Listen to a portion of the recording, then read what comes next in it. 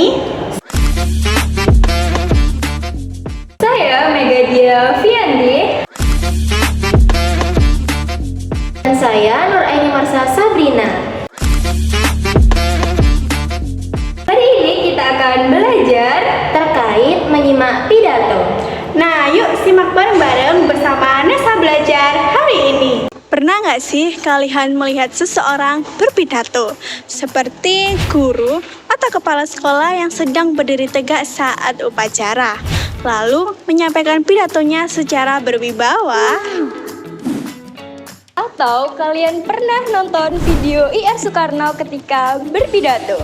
Iya, IR Soekarno yang presiden pertama kita, beliau membawakan pidatonya dengan penuh semangat.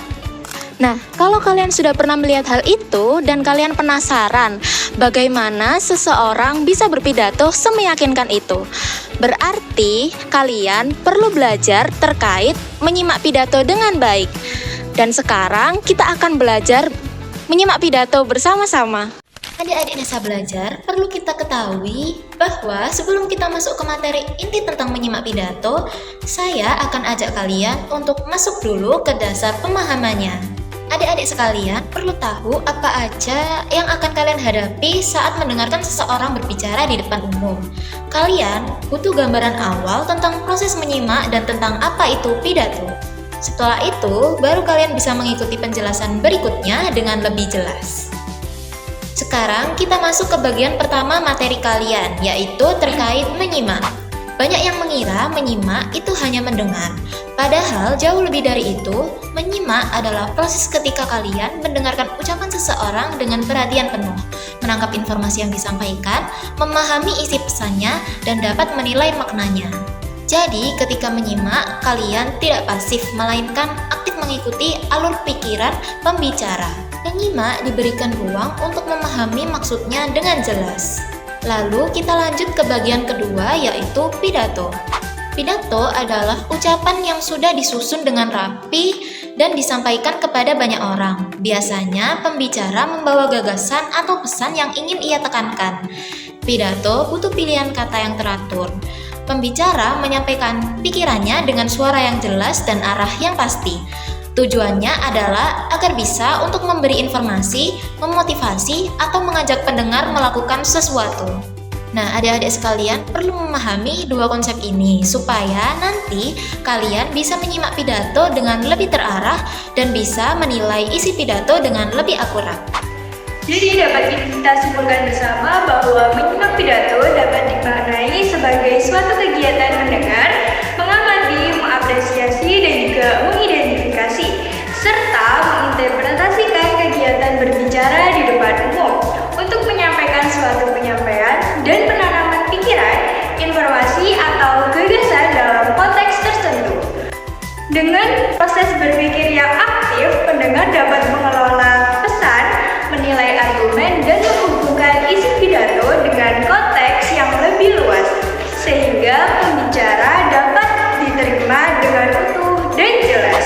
Jadi kita akan masuk ke materi selanjutnya, yaitu manfaat dan tujuan mempelajari menyimak pidato. Yang pertama yaitu memperoleh informasi. Tujuan paling mendasar adalah untuk mendapatkan fakta, pengetahuan, dan wawasan baru yang disampaikan oleh pembicara. Yang kedua yaitu memahami pesan. Jadi menyimak dengan seksama itu memungkinkan pendengar untuk mengerti isi pidato secara utuh dan benar sehingga tidak terjadi salah tafsir. Yang ketiga yaitu memperoleh inspirasi dan motivasi. Jadi pidato seringkali bertujuan untuk mendorong atau memberikan motivasi kepada pendengar, dan dengan menyimak inspirasi tersebut dapat diperoleh di pengembangan keterampilan berpikir kritis, yaitu proses mengevaluasi pidato, melatih kemampuan berpikir kritis dalam peningkatan berkomunikasi. Selanjutnya yaitu memahami cara pidato disampaikan dengan intonasi dan volume suara yang tepat, dapat membantu meningkatkan keterampilan berbicara dan menulis naskah pidato seseorang di masa mendatang. Materi selanjutnya kita akan mempelajari tentang hal-hal yang harus diperhatikan saat menyimak pidato. Yang pertama, dapat memahami kerangka pidato. yaitu mencakup pembukaan, isi pidato yang berupa pesan atau informasi yang akan disampaikan oleh pembicara kepada pendengar, dan terakhir ada penutup pidato. Lalu yang kedua, dapat memahami topik pidato, yaitu hal-hal yang perlu diperhatikan dalam sebuah pidato adalah topik pidato, permasalahan yang harus diuraikan dalam berpidato, sebab-sebab timbulnya permasalahan dan solusi yang diberikan pembicara. Lalu, yang ketiga ada dapat memahami aspek intonasi. Perlu diperhatikan juga aspek intonasi, artikulasi, volume, dan ekspresi, sehingga dapat disimpulkan bahwa dalam menyimak pidato perlu memperhatikan bagian atau struktur berpidato serta aspek intonasi, artikulasi, volume, dan ekspresi. Yang keempat, mampu mengidentifikasi tujuan pidato, yaitu pendengar perlu mengetahui tujuan pidato tersebut, apakah untuk memberi informasi, mengajak, menghibur, atau mempengaruhi. Dengan memahami tujuan, pendengar lebih mudah menangkap maksud utama pembicara. Yang terakhir, ada nomor 5, dapat mencatat informasi penting. Kemampuan mencatat pokok-pokok penting saat mendengarkan pidato sangat membantu mengingat, merangkum, dan memahami isi pidato secara menyeluruh. Catatan ini juga bermanfaat saat memberikan tanggapan atau saat ingin menyampaikan kembali isi pidato. Nah, kali ini kita memasuki materi terakhir, yaitu langkah-langkah menyimak pidato. Yang pertama, tahap mendengarkan pidato. Yang kedua, tahap mengamati dan memahami isi pidato. Yang ketiga, tahap menginterpretasi atau menafsirkan isi pidato. Yang keempat, ada tahap mengevaluasi atau penyimak menanggapi isi pembicaraan setelah menerima gagasan, ide, dan pendapat yang disampaikan oleh pembicara. Jadi adik-adik, sekarang kita bakal simak bareng video pembacaan pidato berikut ini.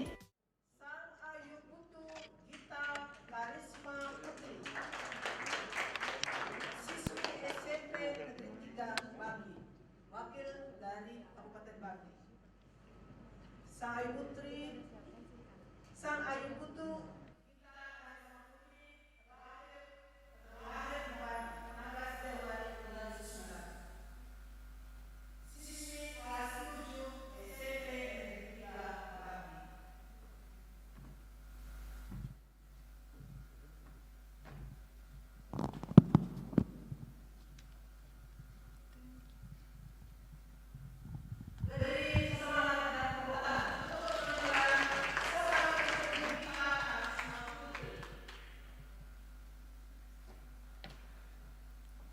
Om Swastiastu.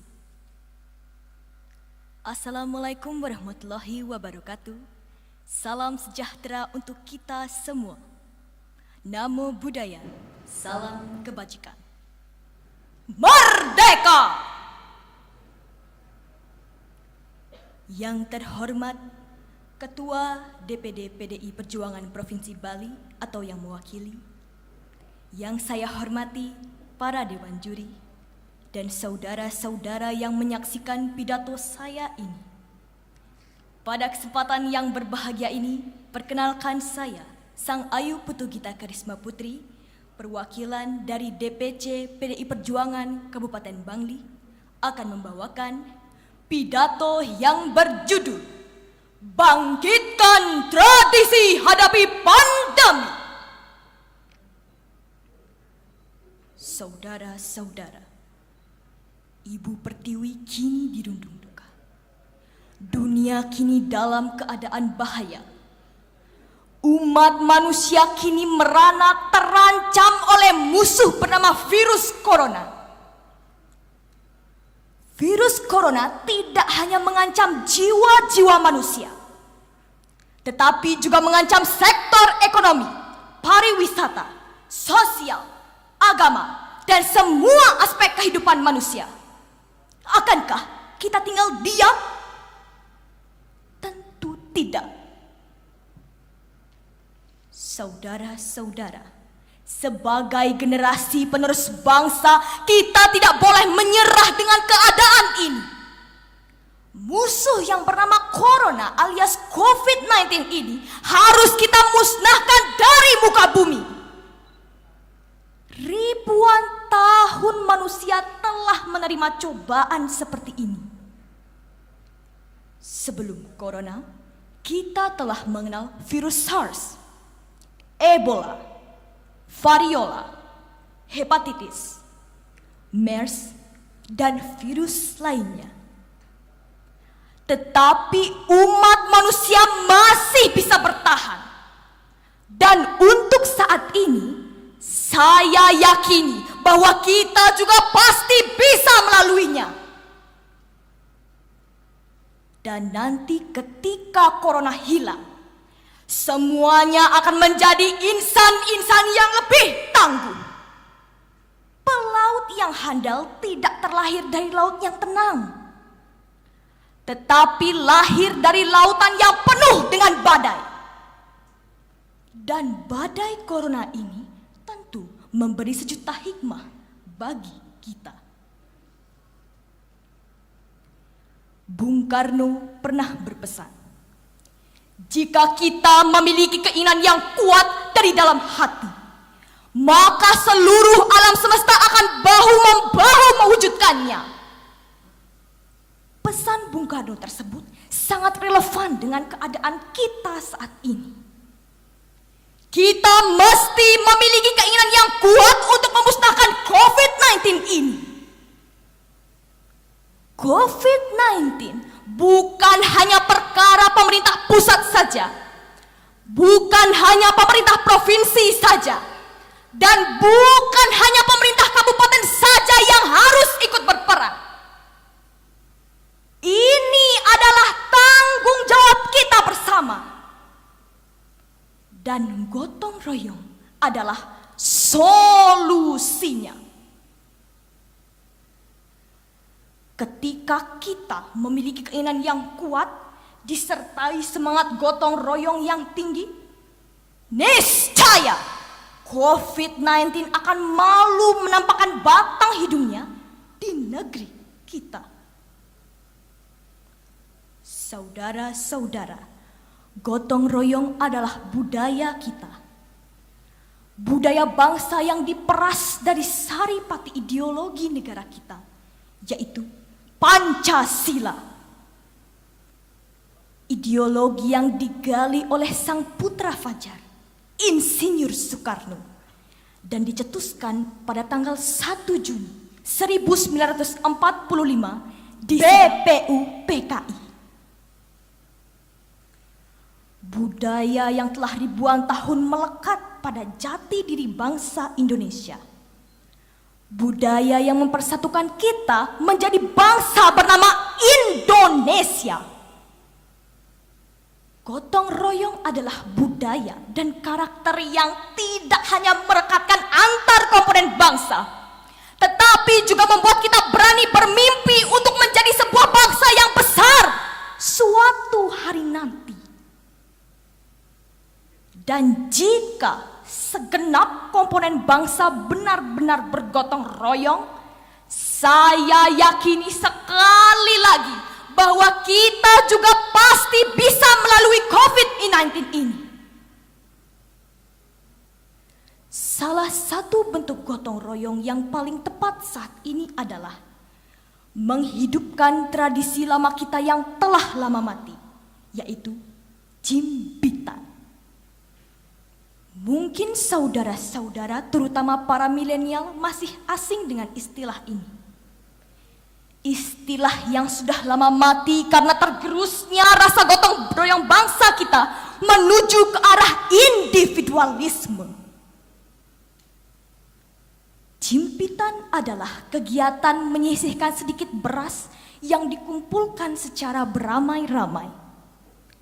Hasilnya dapat diberikan kepada orang yang sangat membutuhkan. Seiring berkembangnya zaman, bentuk jimpitan tidak hanya beras. Bentuk jimpitan dapat dimodifikasi sesuai dengan kebutuhan dan keperluan masyarakat. Kearifan lokal ini mesti kita bangkitkan di tengah pandemi COVID-19 ini. Jika tradisi ini diterapkan di seluruh wilayah negara kesatuan Kesatuan Republik Indonesia, saya yakin masalah ekonomi yang muncul akibat wabah ini akan teratasi. Saudara-saudara, dengan hadirnya COVID-19 ini, kita seakan-akan diajarkan lagi untuk bergotong royong, saling berbagi, dan saling mengasihi antar sesama. Seperti yang kita tahu bahwa COVID-19 tidak hanya menggerogoti kesehatan manusia, tetapi juga menggerogoti sektor ekonomi. Jutaan orang dirumahkan, jutaan orang menderita. Hati siapa yang tidak teriris melihat kejadian ini? Hati siapa yang tidak tergugah untuk mengulurkan tangan? Dalam kesempatan ini, saya mengajak teman-teman untuk membantu saudara kita, menolong semampu yang kita bisa melalui jimpitan. Ulurkanlah tangan kita. Kita semua adalah bersaudara. Saya percaya dan yakin, seyakin-yakinnya, bahwa di bawah komando Presiden Jokowi di pusat, Gubernur Iwayan Koster di Provinsi Bali, dan semangat gotong royong masyarakat, virus corona akan sirna, baik di Bali maupun di seluruh Indonesia, sehingga kita bisa hidup normal seperti sedia kala lagi. Demikianlah pidato saya ini. Saya mengucapkan terima kasih kepada para dewan juri dan saudara-saudara yang menyaksikan pidato saya ini.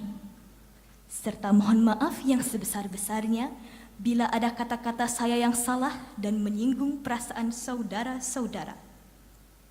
Akhir kata, saya ucapkan selamat pagi. Selamat memperingati bulan Bung Karno, Juni 2020.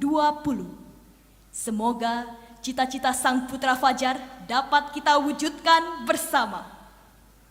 Jayalah bangsaku, jayalah negeriku, merdeka! Om Santi Santi Santi Om. Wassalamualaikum warahmatullahi wabarakatuh. Namo Buddhaya.